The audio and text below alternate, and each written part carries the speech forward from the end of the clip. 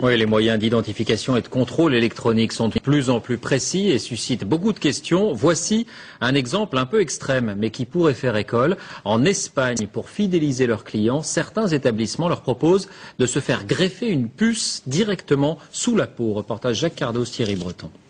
Attention, cet homme est porteur d'une puce électronique. Implantée dans le bras, elle lui permet d'avoir accès au carré VIP. Comme un produit de supermarché, les clients sont barcodés et la puce contient leur crédit consommation.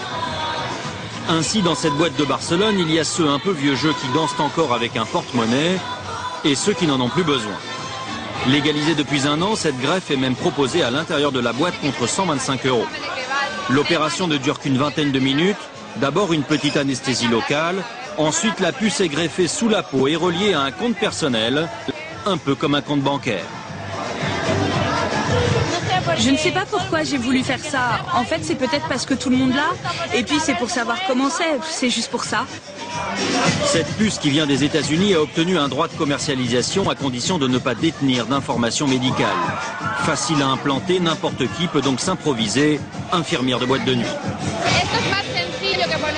C'est plus facile que de faire un piercing. Et ceux qui font ça n'ont pas spécialement d'autorisation. Et de toute façon, je me sens capable de réagir en cas de problème.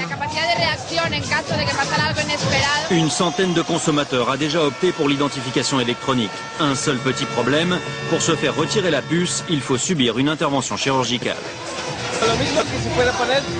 C'est le même principe que pour les femmes qui se font implanter une pilule contraceptive. Au bout d'un an ou deux, il faut bien l'enlever pour en faire poser une autre.